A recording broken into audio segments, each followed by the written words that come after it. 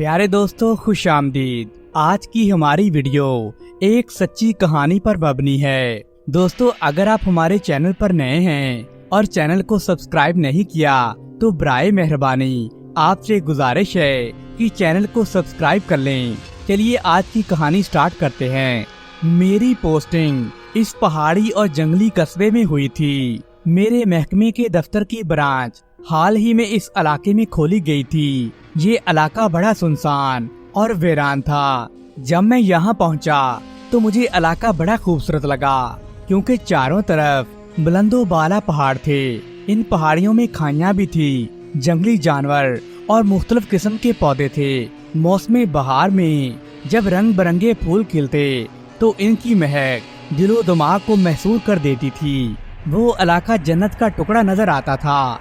मेरी रहायश एक टीले पर बने हुए छोटे से मकान में थी, जहाँ से पूरे कस्बे का नजारा होता था। ये मंजर दिल को बड़ा भला लगता था। रात का खाना खाने के बाद मैं अमूमन चहल कदमी के लिए इधर उधर निकल जाता था। कभी अकेला होता तो कभी किसी दोस्त के साथ जाता था। मैं कभी तो जल्दी वापस आ जाता और कभी रात देर तक मेरी वापसी होती थी। वो दिसंबर के आखिरी हफ्ते की शाम थी। मैं अकेला ही घूमने निकल गया था। मैं एक सड़क के किनारे गाना गुनगुनाता चला जा रहा था।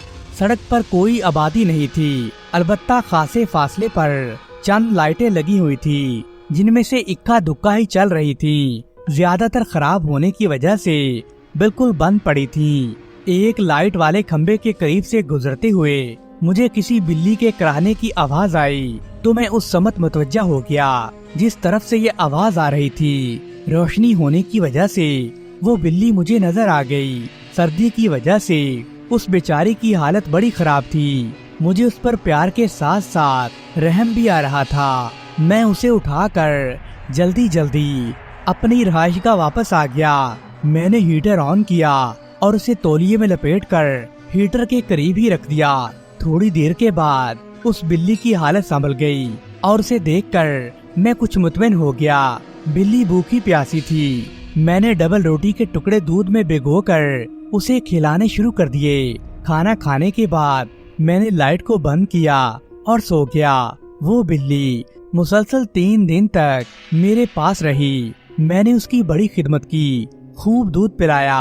उसके मुर्दा जिस्म में जैसे जान ही पड़ गई थी। चौथे रोज वो बिल्ली अचानक गायब हो गई। मैंने उसकी कमी को बड़ी शिद्दत से महसूस किया। मुझे उससे उनसियत हो गई थी। एक माह का अरसा गुजर गया तो मैं भी उसे भूल गया। एक रोज वही बिल्ली मुझे अपने मकान में नजर आई। मैंने उसे बुलाया तो वो मेरे कदमों में आकर लौटने लगी। मैंने उस रोज भी उसे दूध पिलाया। उसने दूध पिया और फिर भाग गई। मैं उसे आवाजें ही देता रह गया। मैं हैरान था कि वो कहाँ गायब हो गई है। मुझे उसकी आंखें बड़ी प्यारी लगती थी। उनमें एक अजीब सी कशिश थी। लगता था कि कोई गहरा नीला समंदर हो जिसमें डूब जाने को जी चाहता हो। ये सिलसिला 6 माह तक चलता रहा। अब वो बिल्ली बड़ी हो गई थी। एक रोज मैं गनूदगी के आलम में था। एक नहायत ही महसूस कुन खुशबू मेरे कमरे में फैल गई। मैंने ऐसी खुशबू कभी जिंदगी में महसूस नहीं की थी। मैंने फौरन आंखें खोल दी ताकि देख सकूं ये खुशबू कहां से आ रही है। मुझे यकीन था कि मैं रात को लाइट बंद करके सोया था, मगर कमरे में उस वक्त एक अजीब सी रोशनी भरी हुई थी। मैंने बल्ब की तरफ देखा तो वो बंद था। फिर ये रोशनी कहां से आ रही थी? मैं एकदम से उठकर बैठ गया। इधर उधर देखा तो नजर आया कि ये रोशनी खिड़की के करीब से आ रही है। उस खिड़की के बाहर एक लड़की खड़ी थी जो बड़ी हसीन थी। मैं उसे देखकर हैरान रह गया। या अल्लाह, ये कौन है और यहाँ क्यों खड़ी है? अगले ही लम्हे मुझे ख्याल आया कि लड़की तो बहुत ऊंचाई पर है और खिड़की के बाहर कोई खड़े होने की जगह भी नहीं है, तो ये खिड़की के बाहर कैसे खड़ी है? मैंने अपनी आँखों को अच्छी तरह से अपने दोनों हाथों की हथेलियों से रगड़ा कि कहीं मैं ख्वाब तो नहीं देख रहा, मगर वो ख्वाब नहीं बल्कि हकीकत थी। उस लड़की ने हालांकि सब्ज किस्म का लिबास पहन रखा था और उसके बालों का रंग भी सुनहरी था। उसके साए में उसका चेहरा चांद की तरह जगमगा रहा था। اس کی نیلی آنکھیں دیکھ کر میں تو دنگ رہ گیا۔ یوں لگا جیسے یہی آنکھیں پہلے میں کبھی دیکھ چکا ہوں۔ اس پرجمال ہستی کے حسن نے مجھے اس قدر محبوس کر ڈالا کہ میں اسے ٹک ٹک دیکھے جا رہا تھا۔ کچھ سوچنے اور سمجھنے کی مہلت ہی نہیں مل رہی تھی۔ ایسا لگتا تھا جیسے اس نے مجھے اپنے جادو میں جکڑ لیا ہو۔ تم کون ہو؟ میں نے گھبرائے ہوئے لہجے میں اس سے پوچھا۔ اس کے لبوں پر ایک دل نشین مسکراہٹ پھیل گئی جو میری روح میں اتر گئی۔ میرا دل تیزی سے دھڑکنے لگا۔ تم نے بتایا نہیں تم کون ہو؟ وہ پھر اسی طرح سے مسکرائی اور بولی تو یوں لگا جیسے فضا میں جل ترنگ بج اٹھے ہوں۔ میرا نام گل ہے، اندر آ جاؤ۔ میں نے دھڑکتے ہوئے دل سے کہا، تمہاری اجازت کے بغیر میں اندر نہیں آ سکتی۔ اس میں بھلا اجازت کی کیا ضرورت ہے؟ اجازت کی ضرورت نہ ہوتی تو میں پہلے ہی اندر آ چکی ہوتی۔ آ جاؤ، اجازت ہے، میں نے بےتابی سے کہا۔ نہ جانے وہ کیسے لمحے بھر میں اندر آ گئی۔ میں حیران تھا کہ نہ ہی دروازہ کھلا اور نہ ہی کھڑکی، تو وہ اچانک اندر کیسے آئی؟ میں خوف کے عالم میں اس حسین شہزادی کو دیکھنے لگا۔ وہ بھی جان گئی تھی کہ میں پریشان ہوں اور خوفزدہ ہو چکا ہوں۔ میرے کچھ بولنے سے پہلے وہ بولی، میں انسانی مخلوق نہیں ہوں لیکن اس اللہ کی مخلوق ہوں جو تمام انسانوں کا خالق اور مالک ہے۔ تو تمہارا تعلق جنات سے ہے؟ میں نے پیشانی سے پسینہ صاف کرتے ہوئے بولا، بے شک تم انسان اشرف المخلوقات ہو۔ جنات بھی بے پناہ طاقت رکھتے ہیں۔ جی ہاں، میرا تعلق جنات سے ہے۔ وہ دھیمی اور پیار بھرے لہجے میں بولی، تو پھر تم میرے پاس کیوں آئی ہو؟ میرا اور تمہارا کیا تعلق ہے؟ ایک تعلق ہے ہمدردی اور خلوص کا۔ میں اسی ناطے تم سے ملنے آئی ہوں۔ میں روحان سا ہو کر بولا، مگر کیوں؟ میں تمہارا شکریہ ادا کرنے آئی ہوں کیونکہ تم میرے محسن ہو۔ تم نے میری جان بچائی تھی۔ تم کیا مذاق کر رہی ہو؟ میں تو تمہیں آج پہلی بار دیکھ رہا ہوں۔ میں نے اکتائے ہوئے لہجے میں کہا، تمہیں وہ بلی تو یاد ہوگی جو تمہیں سڑک کے کنارے ملی تھی اور تم اسے گھر لے آئے تھے۔ اسے دودھ بھی پلایا تھا، ڈبل روٹی بھی کھلائی تھی۔ ہاں یاد ہے۔ میں اسے کیسے بھول سکتا ہوں؟ وہ بلی میں ہی تھی۔ اس نے سپاٹ لہجے میں کہا، وہ تم تھی۔ اب یہ روپ میں سمجھ نہیں پا رہا۔ تم ڈرو نہیں، میں کوئی چڑیل یا بھوت نہیں ہوں، میں جن زادی ہوں۔ میں تمہیں کوئی نقصان نہیں پہنچاؤں گی۔ میرے حواس کچھ بحال ہوئے تو وہ میرے قریب آ کھڑی ہوئی۔ اس مجسمہ حسن و نور کو اپنے قریب پا کر میرے دل کی دھڑکنیں بے قابو ہونے لگی۔ میں نے اس کے چہرے کی طرف دیکھا تو اس کی نیلی آنکھیں چمک رہی تھی۔ بے شک اس کا حسن پاگل کر دینے والا تھا۔ تم کون ہو اور کہاں سے آئی ہو؟ میں یہ ضرور جاننا چاہتا ہوں۔ میں نے اس کی نیلی آنکھوں میں جھانکتے ہوئے کہا، میرا نام گل ہے۔ وہ اپنے بارے میں بتانے لگی، میں اپنی قوم کے سردار کی بیٹی ہوں اور میں تمہاری دنیا میں سیر کرنے کے لیے آئی ہوں۔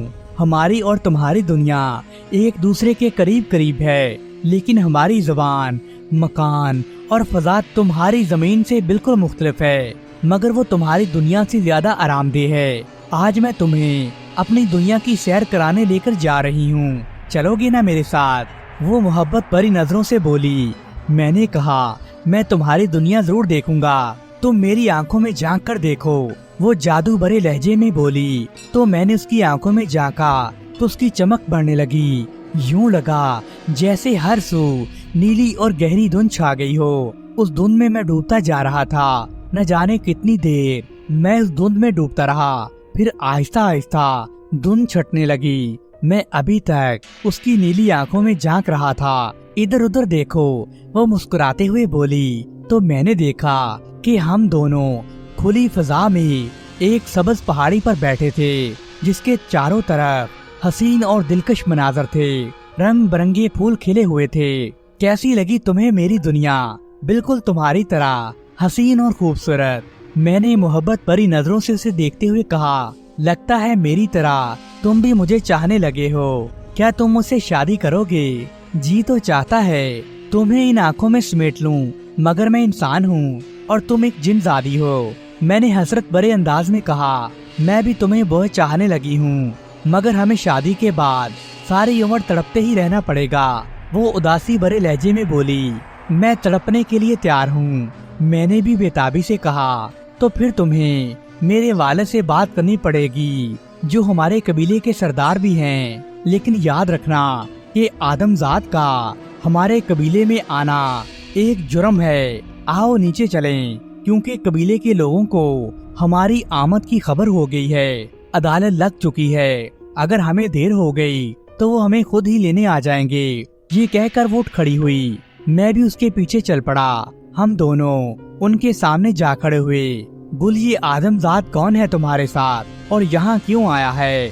سردار گرجدار آواز میں بولا، بابا یہ میرا محسن ہے، اسے میں ہی یہاں لے کر آئی ہوں۔ وہ پراعتماد لہجے میں بولی۔ پھر اس نے اپنے والد کو سارا واقعہ بتا دیا کہ کیسے میں نے شدید سردی میں اس کی جان بچائی تھی۔ یہ سب کچھ سن کر سردار بولا، یہ واقعی تمہارا محسن ہے، اس وجہ سے ہم اسے بغیر اجازت اپنی دنیا میں آنے پر معاف کرتے ہیں۔ اب سے یہ ہمارا خاص مہمان ہوگا۔ بابا یہ مجھ سے شادی کرنا چاہتا ہے۔ وہ بلا جھجک بولی، ٹھیک ہے، اسے مہمان خانے میں لے جاؤ۔ یہ کہہ کر سردار اٹھا اور ایک طرف کو چل پڑا۔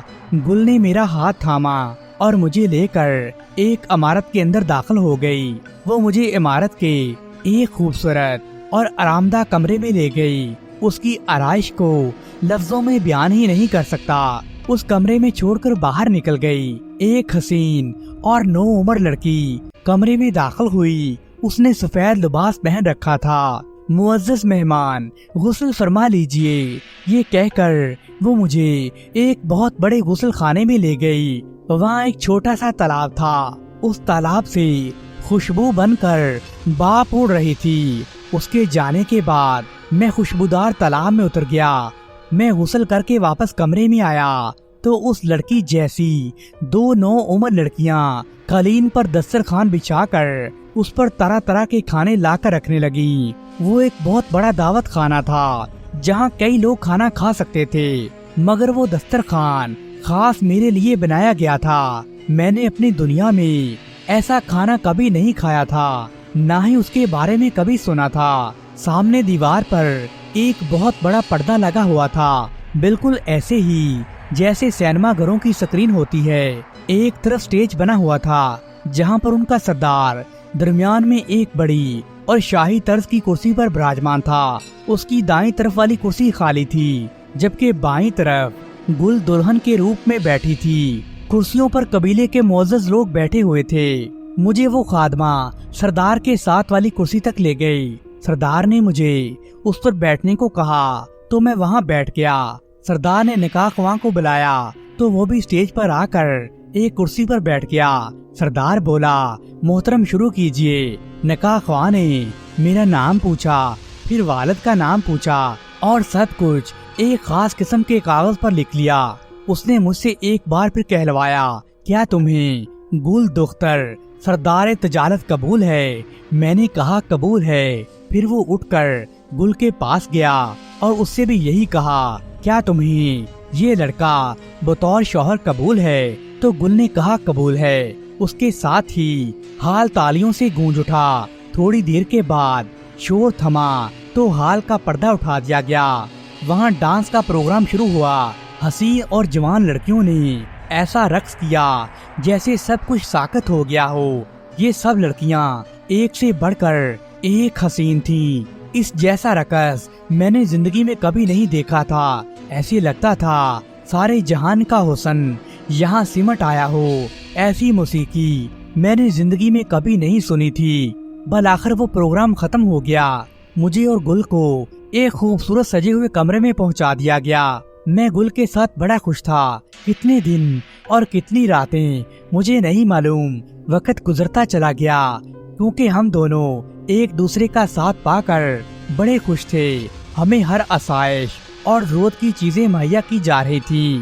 میری دنیا صرف گل تک ہی محدود ہو کر رہ گئی تھی۔ مجھے صرف گل یاد تھی، اس کے علاوہ مجھے کچھ یاد نہیں تھا۔ اب آپ کے جانے کا وقت ہو گیا ہے۔ ایک دن گل اداس لہجے میں بولی، کہاں جانے کا؟ میں نے پریشان ہو کر پوچھا، واپس تمہاری اپنی دنیا میں۔ اب میں اور تم کبھی نہیں مل سکیں گے۔ نہیں گل، ایسے نہ کہو، اب میں یہی رہوں گا۔ میں واپس اپنی دنیا میں نہیں جانا چاہتا۔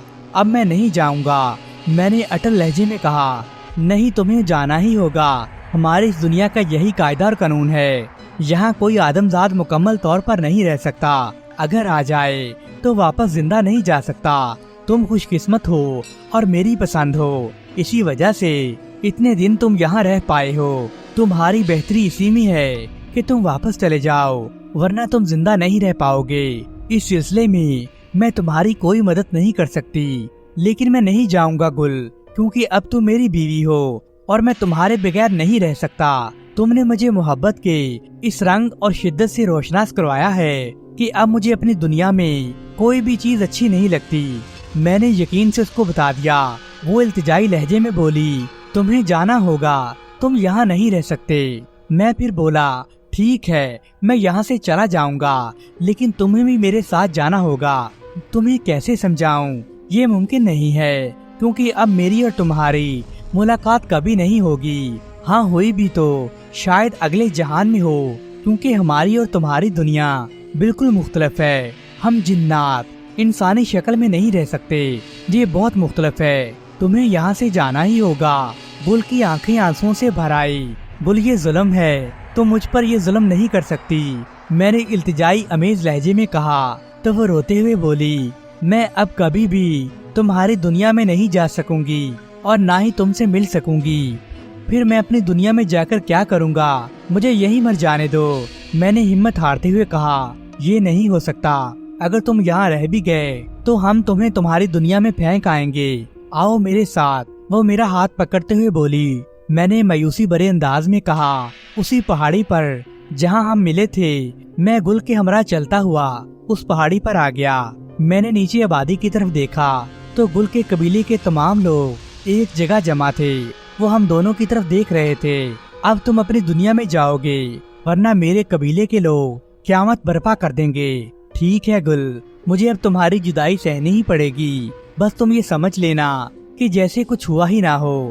ہاں ایک بات اور یاد رکھنا، تم واپس اپنی دنیا میں جا کر کسی عورت سے شادی مت کرنا، ورنہ بڑا نقصان اٹھاؤ گے. گل یہ کہہ کر میرے قریب آ گئی اور اداسی بھرے لہجے میں بولی، میری آنکھوں میں دیکھو. میں نے اس کی گہری نیلی آنکھوں میں دیکھا تو میں دیکھتا ہی رہ گیا. پھر دھند چھا گئی اور میں اس میں ڈوبنے لگا. جب دھند چھٹی تو میں چلانے لگا کہ گل کہاں ہو، مگر وہ نہ جانے کہاں غائب ہو گئی تھی. جب مجھے ہوش آیا تو میں اپنے کمرے میں تھا اور شدید بخار میں سلگ رہا تھا. چند لمحوں کے بعد پھر مجھے ہوش آ گیا. میں 3 ماہ بیمار رہا. مجھے عجیب و قسم کا بخار ہو گیا تھا. ڈاکٹروں کو میرا مرض سمجھ ہی نہیں آ رہا تھا. دن بہ دن میں کمزور ہوتا جا رہا تھا. مجھے گل اب بھی یاد آتی تھی، لیکن وہ سب کچھ خواب تھا یا نہیں میں سمجھ نہیں پا رہا تھا. میں جدائی سے ٹوٹا جا رہا تھا. 3 ماہ کے بعد میں تندرست ہو گیا. اللہ کا لاکھ لاکھ شکر ہے، میری صحت بھی واپس آ گئی. میرا تبادلہ دوسرے شہر میں ہو گیا تھا. گھر والے میری شادی کی فکر کرنے لگے، جبکہ میں شادی نہیں کرنا چاہتا تھا، کیونکہ میں تو گل سے شادی کر چکا تھا. اس کے علاوہ میں کسی کا تصور بھی نہیں کر سکتا تھا. گھر والوں کو میں گل کے بارے میں بھی نہیں بتانا چاہتا تھا، کیونکہ میں جانتا تھا کوئی بھی میری بات پر یقین نہیں کرے گا اور مجھے پاگل سمجھے گا. اس لیے میں نے کسی کو یہ نہیں بتایا کہ میں ایک جن زادی سے شادی کر چکا ہوں. گھر والوں کے بے حد اصرار پر مجھے ہتھیار ڈالنے پڑے. زویا میری بیوی بن کر آ گئی. زویا میری قریبی رشتہ دار تھی. پوری برادری میں اس جیسی حسین لڑکی کوئی نہیں تھی. میں اسے پسند بھی کرتا تھا. اب مجبوراً مجھے اس کے ساتھ شادی کرنی ہی تھی. میری شادی کے دن مجھے گل بڑی شدت کے ساتھ یاد آئی. ساتھ ہی اس کے آخری الفاظ بھی یاد آئے کہ شادی نہ کرنا ورنہ نقصان اٹھاؤ گے. میں نے وہ سب بلا کر آگے بڑھ کر جب زویا کا گھونگھٹ اٹھایا اور زویا کو انگوٹھی پہنائی، میں نے اور زویا نے آپس میں خوب باتیں کی. وہ رات میری اور زویا کی ملن کی پہلی اور آخری رات ثابت ہوئی. صبح جب میری آنکھ کھلی تو مجھے معلوم ہوا کہ رات کے کسی پہر زویا کی روح اس دنیا سے پرواز کر گئی ہے. میرے ساتھ گھر کے تمام لوگ زویا کی سنہونی موت پر بڑے پریشان تھے. مجھے فوراً گل کی بات یاد آ گئی جس نے مجھے کہا تھا تم کبھی شادی نہ کرنا ورنہ نقصان اٹھاؤ گے. میں اب بھی تنہا ہوں اور گل کی یادوں کو سینے سے لگائے زندہ ہوں. میں اب بھی اسی آس اور امید پر ہوں کہ شاید کبھی وہ حسن کی دیوی دوبارہ مجھ پر مہربان ہو جائے اور میرے پاس آ جائے۔ میں آپ سب سے بھی التجا کرتا ہوں کہ میرے لیے دعا کریں کہ میری گل مجھے واپس مل جائے، وہ میرے پاس واپس لوٹ آئے۔ دوستو، آج کی درد بھری کہانی اگر آپ کو پسند آئی ہے تو برائے مہربانی ویڈیو کو لائک کیجیے اور اپنے دوستوں کے ساتھ